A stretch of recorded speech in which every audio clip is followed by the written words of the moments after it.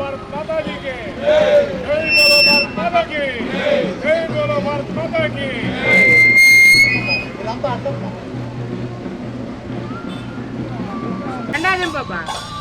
కొంచెం ముందు కొంత వెహికల్ ముందు భారత్ మాతాకి జై బోలో భారత్ మాతాకి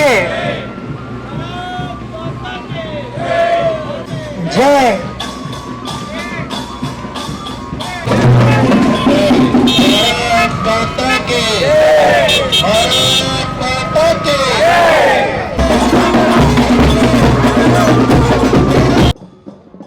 ఆపరేషన్ సింధూర్ విజయవంతమైన సందర్భంగా reach global chairman doctor Ramesh Nath గారి ఆధ్వర్యంలో తిరంగా ర్యాలీ ఏర్పాటు చేయడం, తిరుపతి పట్టణంలో తిరంగా ర్యాలీ ఏర్పాటు చేయడం మనస్ఫూర్తిగా ఆయన అభినందిస్తున్నాను. అదేవిధంగా మన ఆపరేషన్ సింధూర్ సక్సెస్ అయిన సందర్భముగా తిరుపతి పట్టణంలో అనేక రకాలుగా సైనికులకు మద్దతు తెలుపుతూ ఆపరేషన్ సక్సెస్ అని విజయవంతం చేసుకోవడం కూడా జరిగింది.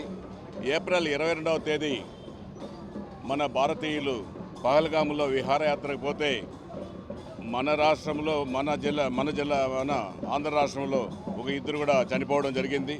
అందులో ముఖ్యంగా మన అనంతపురం జిల్లాకు చెందిన ఒక సైనికుడు మురళీనాయక్, అతని భౌతిక కాయానికి కూడా ముఖ్యమంత్రి గారు, ఉప ముఖ్యమంత్రి గారు, విద్యాశాఖ మంత్రివర్యులు యువ నాయకుడు లోకేష్ గారు వారికి పోయి ఓదార్చి వారి కుటుంబానికి సహాయం చేయడం కూడా జరిగింది.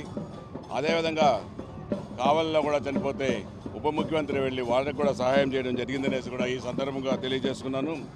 ఉగ్రవాదులకు అండగా నిలుస్తున్న పాకిస్తాన్కు తగిన సమయంలో తగిన బుద్ధి చెప్పడం ఒక నరేంద్ర మోదీ గారికి సరిపోయింది. ఆయన తీసుకున్న నిర్ణయాలకు ఆంధ్ర రాష్ట్రమే కాదు యావత్ భారతదేశము అన్ని పార్టీలు కూడా సపోర్ట్ చేయడం జరిగింది. అందులో గట్టిగా మన సైనికులకు నిలవడం కూడా జరిగిందనేసి కూడా ఈ సందర్భంగా తెలియజేసుకున్నాను. ఉగ్రవాదులని ఏరివేసేంత వరకు ప్రధానమంత్రి మోదీ గారు అలుపు ఎరగకుండా ఎటువంటి విధానాలను అనుసరించి ఉగ్రవాదులను అణచివేతకు అన్ని విధాల సహాయాలు అందరితో తీసుకొని ఉగ్రవాదుల అణచివేతకు కూడా తన వంతు సహాయ సహకారాలు అందిస్తున్నాడని కూడా తెలియజేస్తున్నాము. పహల్గామ్లో ఉగ్రవాదులు మన రాష్ట్ర ప్రజలను 26 మందిని పొట్టన పెట్టుకోవడం కూడా జరిగింది. అందులో మన రాష్ట్రానికి చెందిన వాళ్ళు ఇద్దరు కూడా ఉన్నారు. వారికి కూడా ఈ ఆపరేషన్ సింధూర్ కార్యక్రమంలో పాకిస్తాన్ వాళ్ళకు కూడా తగిన బుద్ధి చెప్పడం జరిగింది. ఏది ఏమైనా ఎన్డీఏ కూటమి ప్రభుత్వం ప్రధానమంత్రి నరేంద్ర మోడీ గారు తీసుకున్న నిర్ణయాలకు బలపరిచి నరేంద్ర మోదీ గారికి ఎటువంటి సహాయ సహకారాలు అందిస్తామని కూడా చెప్పడం కూడా మన గౌరవ ఉప ముఖ్యమంత్రి, గౌరవ ముఖ్యమంత్రి, గౌరవ విద్యాశాఖ మంత్రి చెప్పడం కూడా జరిగింది. అందులో భాగంగానే ఈరోజు తిరుపతి మన డాక్టర్ రమేష్ నాథ్ ఆధ్వర్యంలో వారి సంతాప దినముగా విజయవంతంగా తిరంగా ర్యాలీని కూడా ఇక్కడ పూలే విగ్రహం కాడి నుంచి కూడా నిర్వహించి ప్రధాన కూడళ్లలో కూడా అందరికీ ప్రజలకు తెలిసే విధంగా చేస్తున్నామనేసి కూడా తెలియజేస్తాం. దేశభక్తులకు, వీర వనితలకు రీచ్ గ్లోబల్ ఫౌండేషన్ మా సేవా సంస్థ తరఫున డాక్టర్ రమేష్ నాథ్ లింగుట్ల వందనములు.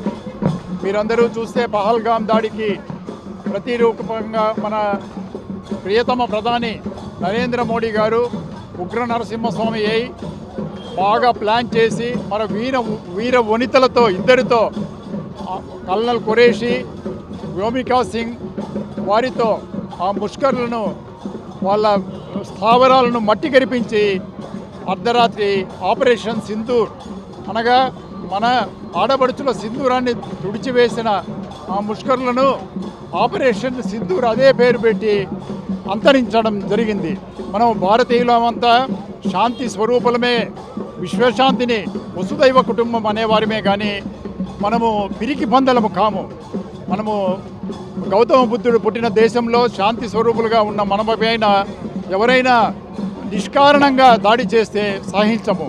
కాబట్టి ఇంకా మన ఎమ్మెల్యే గారు జంగాలపల్లి శ్రీనివాసులు గారు ఎంతో మన్నించి వచ్చిన దానికి కృతజ్ఞతలు తెలుపుతూ పుర ప్రజలు దేశభక్తులు అందరూ ఈ పండగలో పాడుకోవాలని నేను ఒక దేశభక్తుడిగా ఫారిన్ కంట్రీల నుంచి వచ్చి ఇక్కడనే స్థిరపడి ఈ ప్రోగ్రాములు చేస్తున్నాను. ఈరోజు ఈ ఆపరేషన్ సింధూరు అందరిలో దేశభక్తి ఉంది, నిద్రాణమై ఉంది. దాన్ని వెలిగి తీయటానికే నా ప్రయత్నము. ఈ ఆపరేషన్ సింధూర్ విజయోత్సవాన్ని ఘనంగా జరుపుకోవాలని కోరుకుంటూ ఇక్కడ ఈ పండుగలో పాల్గొన్న ప్రతి ఒక్కరికి పాదాభివందనం చేస్తూ వందే మాతరం జై రమేష్నాథ్ లింగోట్ల ఆధ్వర్యంలో సింధూర విజయ ర్యాలీ తిరుపతిలో జరుగుతుంది. ఈ సింధూర అటాక్స్ సింధూర ఈ ఉగ్రవాదులను అణచిపెట్టే దాంట్లో ఈ మధ్యలో జరిగిన ఉగ్రవాదుల మీద జరిగిన దాడులు చాలా ప్రత్యేకత ఉన్నది. ఇంతకుముందు కూడా 1962, 65, 71, 99 కార్గిల్ వార్లో కూడా జరిగింది. కానీ దీని స్పెషాలిటీ ఏంటంటే పూర్తిగా ఎలక్ట్రానిక్ కంట్రోల్స్కు ఈ ఆపరేషన్ జరిగింది. కొత్తగా మనం ఎయిర్ ఫోర్స్ సాధించిన రాఫెల్ విమానాల్ని పనిలోకి దించింది. అదేవిధంగా భారతీయంగా స్వచ్ఛంగా మనం తయారు చేసిన అస్త్రాలను కూడా ప్రయోగించి తిరుగులేని విజయం సాధించింది. ఈసారి మన రాఫెల్ విమానాలు ఒకటేసారి పాకిస్తాన్ ఆక్యుపైడ్ కాశ్మీర్లో 5 చోట్ల, పాకిస్తాన్లో 4 చోట్ల ఏకదాటిన దాడి చేసి ఉగ్రవాదులకు కోలుకోలేనంత నష్టం కలిగజేసింది. ఇంకా ఇది జరిగుండి మొత్తం వాళ్ళను మట్టుపెట్టే వరకు మోడీ గారు విశ్రమించకుండా చేస్తారని నేను ఆశిస్తున్నాను. ఇంతకుముందుగా నేను 62, 65, 71 వార్స్లో పార్టిసిపేట్ చేసినా కూడా అప్పుడు పూర్తిగా అంతా మాన్యువల్గా ఉండేది. ఇప్పుడంతా ఎలక్ట్రానిక్ అయింది. సుదర్శన చక్రాన్ని మన దేశం మీద ఒక డోమ్ లాగా వేసి ఏదన్నా ఫారిన్ నుంచి వచ్చే బయట నుంచి వచ్చే అస్త్రాలను ఆకాశంలోనే పసిగట్టి అక్కడే ధ్వంసం చేయటం అనేది స్పెషాలిటీ. ఇది లేటెస్ట్ టెక్నాలజీ. ప్రపంచ దేశాలన్నీ కూడా మన శక్తి సామర్థ్యాలను చూసి ఆశ్చర్యవంతున్నాయి. ఇదే విధంగా మన సైనికులు మనం మద్దతు చేస్తూ ఈ విజయాన్ని నిరంతరం కొనసాగించాలని నా కోరిక. భారత్ మాత